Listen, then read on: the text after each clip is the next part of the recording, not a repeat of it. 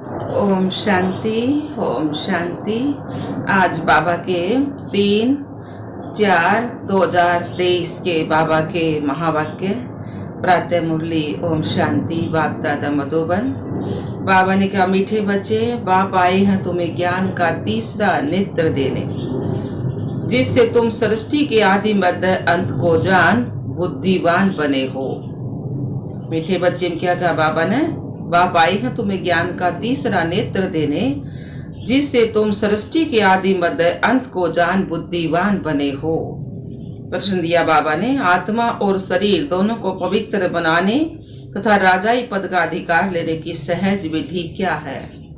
उत्तर दिया है, तुम्हारे पास देश सहित जो भी पुराना कप्पन है उसे एक्सचेंज करो,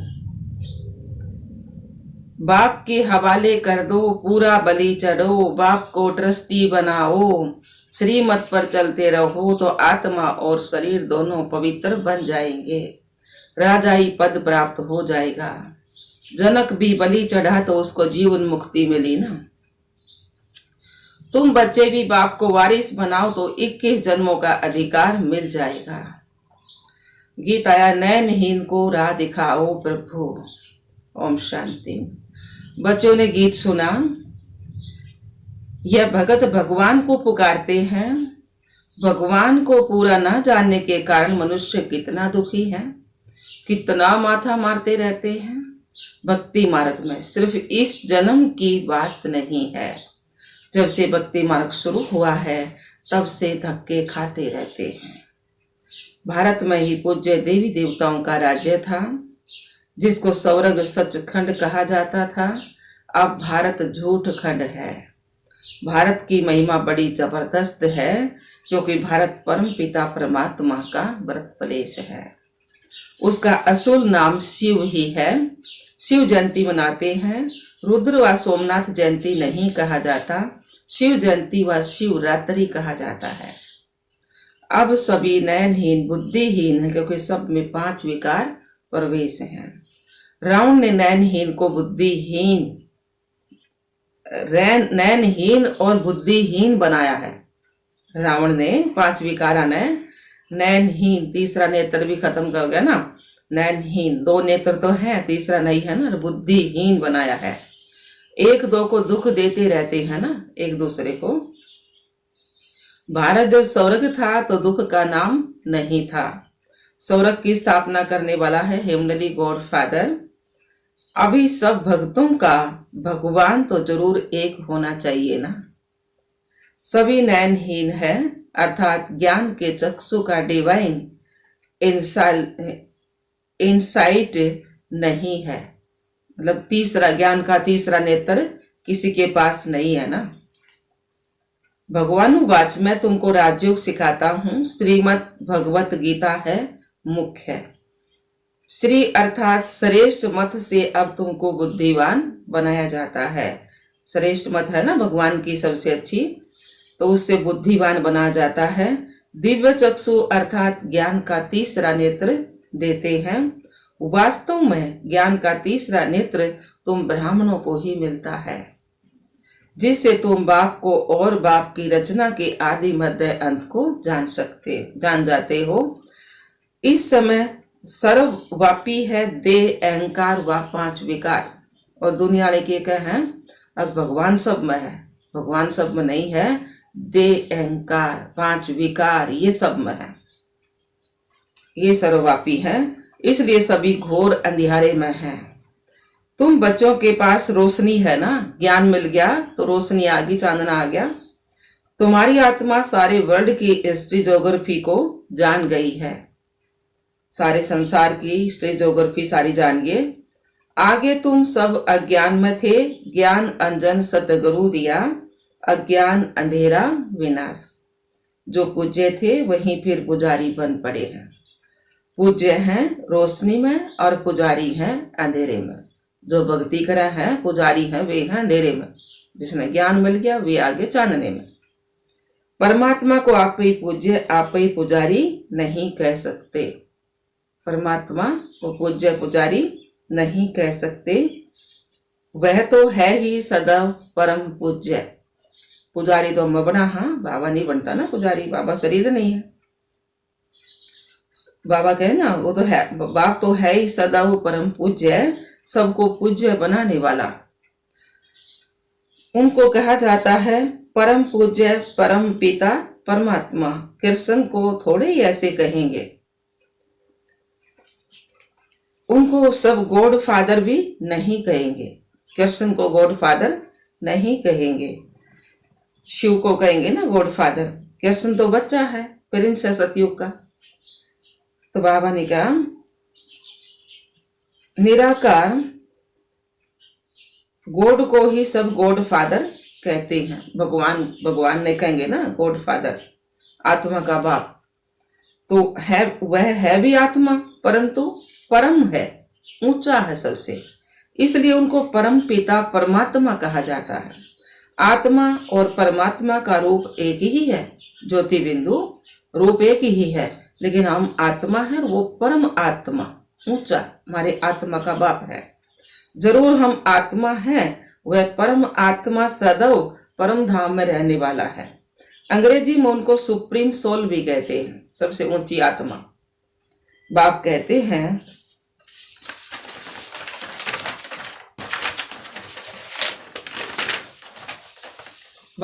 तुम गाते भी हो ना, आत्मा परमात्मा अलग रहे बहुकाल। ऐसे नहीं कि परमात्मा परमात्मा से अलग रहे बहुकाल। अगर सब में भगवान उतने को है, परमात्मा परमात्मा से अलग रहे बहुकाल, लेकिन कह के हैं आत्मा परमात्मा से अलग रही बहुकाल, है ना। अगर आत्मा परमात्मा से अलग रही बहुकाल, तो हम आत्मा तो पार्थ बदावन आगे और बाबा ऊपर परम धाम में, तो हम 5000 साल दूर रहे ना भगवान तक, एक बार मिल लेगा संगम योग पे। तो पहले नंबर का ज्ञान है आत्मा सो परमात्मा कहना, परमात्मा सो आत्मा कहना। आत्मा तो जन्म मरण में आती है, हम आत्मा है, हम तो जन्म मरण में आवा, भगवान इस चक्कर में नहीं आता। परमात्मा थोड़े पुनर्जन्म आते हैं। बाप बैठ समझाते हैं, तुम भारतवासी स्वर्गवासी पूज्य थे, हम भारतवासी स्वर्ग में थे, सतयुग में थे तो पूज्य थे। यह सारी ईश्वरीय फैमिली हो गई ना। अच्छा भला यह तो बताओ, तुम माता पिता किसको कहते हो? भक्ति मार्ग में गाओ तुम माता पिता, लेकिन कुछ हो ये माता पिता किसको कहते, ये कौन कहते हैं? आत्मा ही तो कहती है ना तुम माता पिता, तो तुम्हारी कृपा से सुख घने हैं, हम आत्मा तक है ना। अब तुम माता पिता, तो हमारे में भगवान के खुरवाया, तो माता पिता तो अलग हो गया। तो हमको स्वर्ग में मिले हुए थे, तुम माता पिता आकर स्वर्ग की स्थापना करते हो, तो हम आपके बच्चे बनते हैं। बाप कहते हैं मैं संगम पर ही आकर राजयोग सिखाता हूँ, नई दुनिया के लिए, सतयुग के लिए। हमने पढ़ाई पढ़ाओ से ना बाप आकर समझाते हैं, तुम मुझे भूल गए हो। मेरी तो शिव जयंती भी भारत में मनाते हो ना, गाया भी जाता ना शिवरात्रि भारत में मनाओ, क्योंकि भारत में ही तो भगवान आओ है।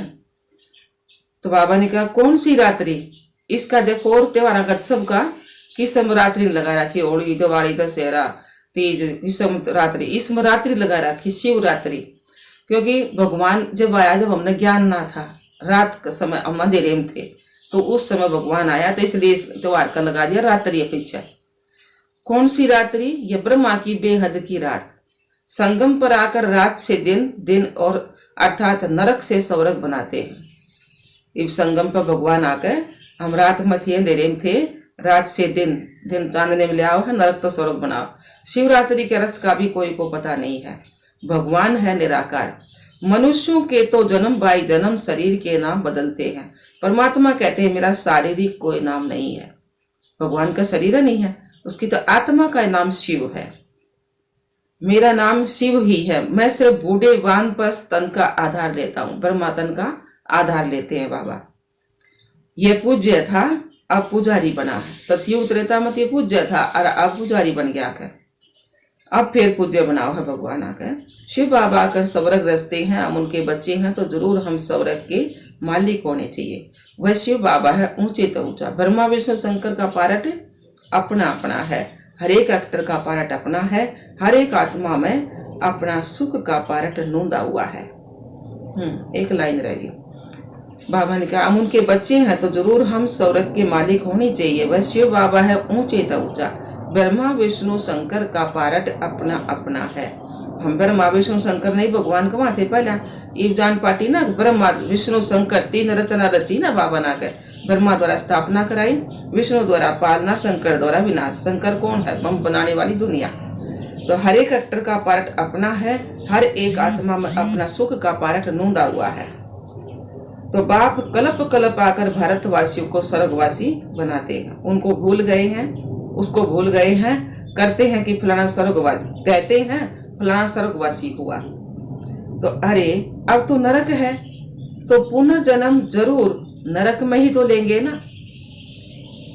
तो फिर तुम उनको नरक का भोजन क्यों खिलाते हो? स्वर्ग में तो अथाह वैभव है। दुनिया वाले कह दे है ना, वही शरीर छोटा स्वर्गवासी होया, लेकिन स्वर्गवासी स्वर्ग में नहीं जाता, ऊपर थोड़ी स्वर्ग है, और ऊपर को जाता ही नहीं। आड़े आगम चक्कर लगाए जाए, एक शरीर छोटा, दूसरा लिया, तीसरा लिया, चौराही जन्म लिया, धरती पा गए। तो बाबा ने कहा अरे अब तो नरक है, तो पुनर्जन्म जरूर नरक में ही लेंगे, तो फिर तुम उनको नरक का भोजन क्यों खिलाते हो? कहे आप पे स्वर्ग में गया, फिर नरक का भोजन क्यों खिलाते हो? जिस तरह ये कनागता में ब्राह्मण बुला बुला के खुआओ है, तो क्यों खुआओ हो नरक का भोजन? स्वर्ग में तो गया। तो बाबा ने कहा स्वर्ग में तो अथाह वैभव है, फिर उनकी आत्मा को मंगवा कर नरक का भोजन क्यों खिलाते हो? पतित ब्राह्मण को खिलाते हो, प्याज आदि खिलाते हो, वहां थोड़े ही यह होता है।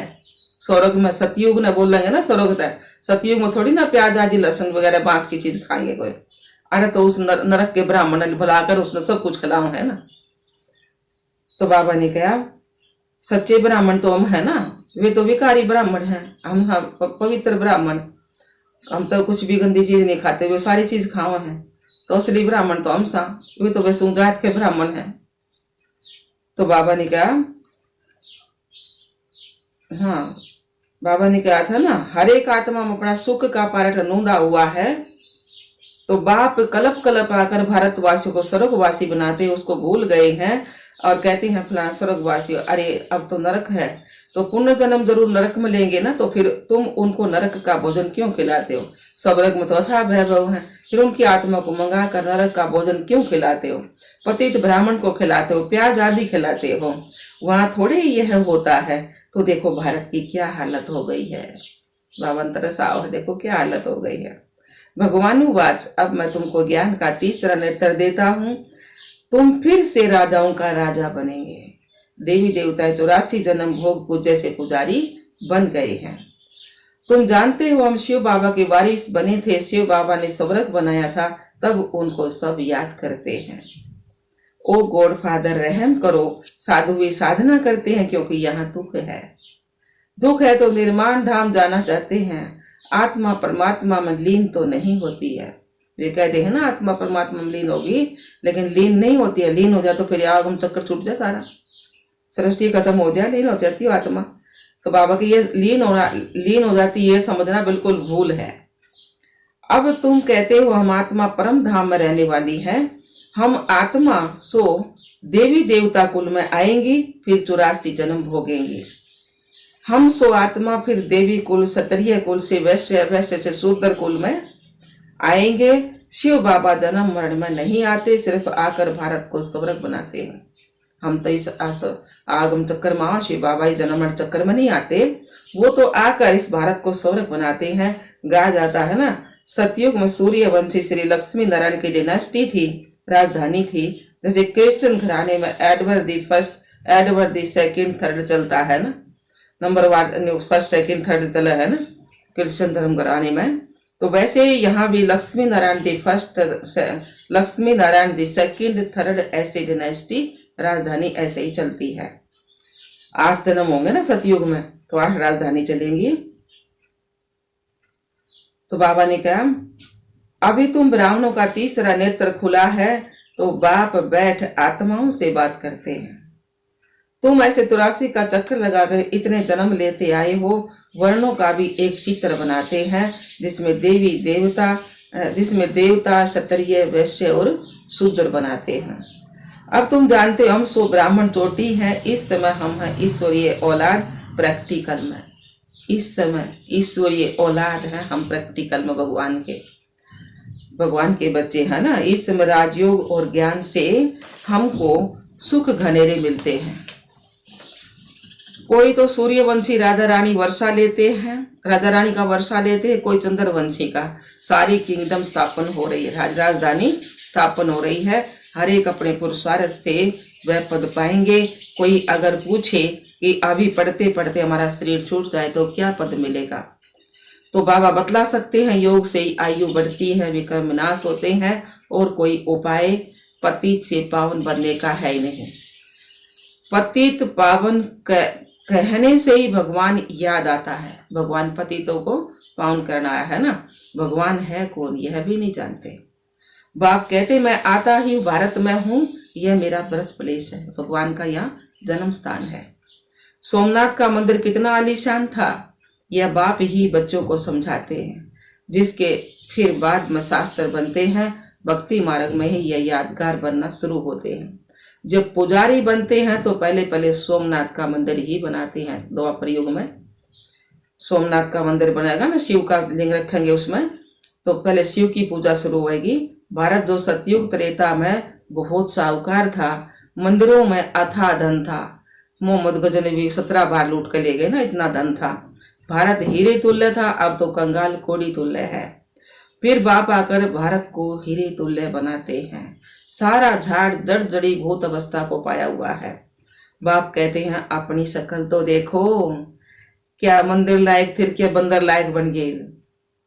लक्ष्मी नारायण को वरने लायक हो। नारद की कहानी है ना, पतित आत्मा पवित्र लक्ष्मी, पतित आत्मा पवित्र लक्ष्मी अर्थात नारायण को कैसे वर सकेगी। विकार में गए तो फिर पासपोर्ट ही कैंसल हो जाता है। तो बाबा ने कहा अपने आप को देखा जाता है कि हम ऐसा पुरुषार्थ करते हैं जो मम्मा बाबा की गद्दी नसीन बन सके। यह है ही पतित दुनिया, पवित्रता है मुख्य। अब तो no health, no wealth, no happiness, ना हर्ष पुरुष है, ना धनवान है, ना खुशी है, कुछ भी नहीं है ना। यह रुन्ने के पानी मिसल मृग दर्शना राज्य है। मृग देखा ना रेत में, भागे जा पानी चमके जा, रेत चमके जा, पानी है, भागे जा उसने कितने पानी दिखाए पावे को नहीं।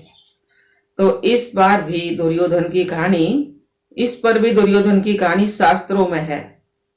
दुर्योधन विकारी को कहा जाता है, दुर्योधन विकारी को कहा जाता है। द्रौपदी कहती है हमारी लाज रखो। यह द्रौपदियां तो हैं, हम आत्मा रूपी सब द्रौपदियां तो हैं। तो दुर्योधन सब दुशासन ये सब नंगन करण तक बचाव है ना भगवान इन तय। बाप कितना अच्छी रीति समझाते हैं। जितना बुद्धि योग पूरा लगा हुआ होगा तो धारणा भी होगी। नॉलेज ब्रह्मचर्य में ही पढ़ी जाती है। बाप कहते गरज सुभार में रहते कमल फूल समान रहना है, दोनों तरफ निभाना है। मरना भी जरूर है। मरने समय मनुष्य को मंत्र देते हैं ना, बाप कहते हैं तुम सब मरने वाले हो, मैं कालों का काल सबको वापिस ले जाने आया हूं। तो खुशी होनी चाहिए ना। फिर जो अच्छी रीति पढ़ेंगे वही तो स्वर्ग के मालिक बनेंगे, नहीं पढ़ेंगे तो प्रजा पद पाएंगे। यहाँ तुम आए हो राज्य पाने के लिए, राज्य पद पाने के लिए। यह पढ़ाई है, इसमें अंधश्रद्धा की कोई बात नहीं है, अंधविश्वास वाली कोई बात नहीं है। बाबा तो सारे अंधश्रद्धा विश्वास तो निकालना आया है ना। यह पढ़ाई है राजाई के लिए, राजा बनने के लिए। जैसे उस पढ़ाई में भी अहम ऑब्जेक्ट है ना, आगे बैरिस्टर बनने के, इंजीनियर बनने की, डॉक्टर बनने के, उसमें भी तो लक्ष्य है ना। तो बैरिस्टर बनेगा तो योग जरूर पढ़ाने वाले टीचर से रखना पड़ेगा। यहाँ तुमको भगवान पढ़ाते तो उनसे योग लगाना है। बाप कहते मैं परम धाम बहुत दूर दूर से आता हूँ। परम धाम कितना ऊंच है, सूक्ष्म वतन से भी ऊंच है। वहां से आने में मुझे 1 सेकंड लगता है। बस संकल्प किया और 1 सेकंड में नीचे। उनसे तीखा और कुछ भी नहीं हो सकता। सेकंड में जीवन मुक्ति देता हूँ, जनक का मिसाल है ना। अभी तो नरक पुरानी दुनिया है, नई दुनिया स्वर्ग को कहा जाता है। बाप नरक का विनाश कराए, स्वर्ग की स्थापना कराते हैं। बाकी उनको सर्वव्यापी कहने से क्या मिलेगा? कुछ भी नहीं मिलेगा। सब में भगवान कहने से कुछ नहीं मिलेगा। बाप तो आकर स्वर्ग का मालिक बनाते हैं, बाकी सभी आत्माएं शांति धाम चली जाएंगी। आत्मा अमर है, जो ज्ञान में नहीं चल रहे वे ऊपर लटके रहेंगे ना, ऊपर शांति धाम चले जाएंगे। आत्मा अमर है, उनको उसको पार्ट भी अमर मिला हुआ है। फिर आत्मा छोटी बड़ी कैसे हो सकती है? आत्मा ही स्टार है, बड़ी छोटी हो ना सके। अब तुम हो गॉड फादरली स्टूडेंट, भगवान के student. God father knowledgeful blissful है, भगवान ज्ञान से भरपूर भी है, सब पर रहम दया करने वाला भी है। वह तुमको पढ़ा रहे हैं, तुम जानते हो इस पढ़ाई से हम 100 देवी देवता बनेंगे। तुम भारत की सेवा कर रहे हो, पहले पहले तो बाप का बनना है, और जगह तो गुरु के पास जाते हैं, उनके बनते हैं, अथवा उसे अपना गुरु बनाते हैं।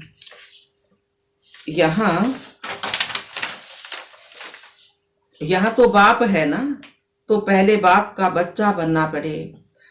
बाप बच्चों को अपनी जायदाद देते हैं। बाप कहते हैं बच्चे तुम एक्सचेंज करो, तुम्हारा ककपन हमारा, हमारा सब कुछ तुम्हारा। एक्सचेंज करो, चेंज करो सारा। ककपन हमारा और हमारा। बाबा उनका, भगवान उनका, मेरा सब कुछ थारा। दे सहित जो कुछ है सब कुछ मेरे को दे दो।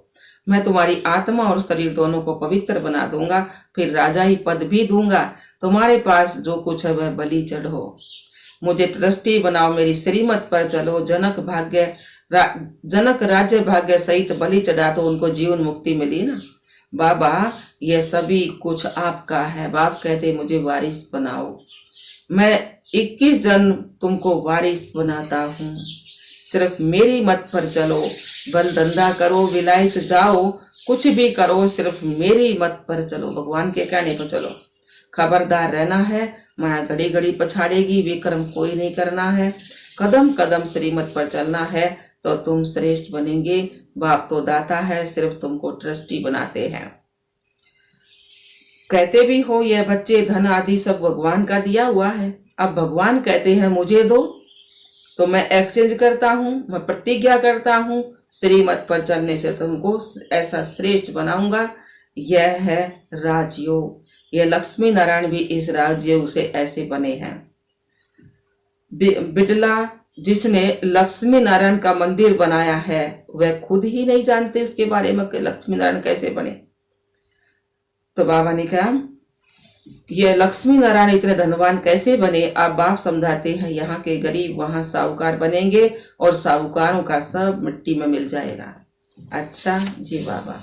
मीठे मीठे सिकलदे बच्चों प्रति माता पिता बाप दादा का याद प्यार और गुड मॉर्निंग। रूहानी बाप की रूहानी बच्चों को नमस्ते। हम रूहानी बच्चों की रूहानी बाप दादा को याद प्यार, गुड मॉर्निंग, नमस्ते नमस्ते नमस्ते जी। हम बाबा के बच्चे सदा रहे हंसते और हंसाते। शुक्रिया मीठे बाप दादा, शुक्रिया। कितनी शिक्षा दी बाबा ने। धारणा हम बाबा ने सुना है, माता पिता के गद्दी नसीब बनने के लिए पवित्रता की धारणा करनी है। दोनों तरफ तोड़ निभाते पूरा पढ़ाई पर पूरा ध्यान देना है। दूसरा पॉइंट, कोई भी विक्रम नहीं करना है। बहुत खबरदार हो, श्रीमत पर चलते रहना है और ट्रस्टी जरूर बनना है। वरदान दिया बाबा ने, अपने मस्तक भी सदा बाप की समर्थी इमर्ज रखने वाले मस्तक मणि भव। अपने मस्तक बीच सदा बाप की याद इमर्ज रखने वाले मस्तक मणि भव। मस्तक मणि अर्थात जिसके मस्तक सदा बाप की याद रहे, इसी को ऊंची स्टेज कहा जाता है।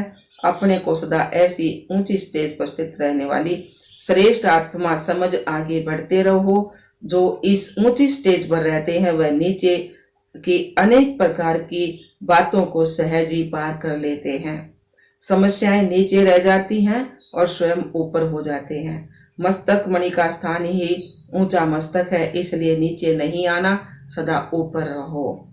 स्लोगन आया बाबा ने, बेफिक्र बादशाह की स्थिति का अनुभव करना है तो मेरे को तेरे में परिवर्तन कर दो।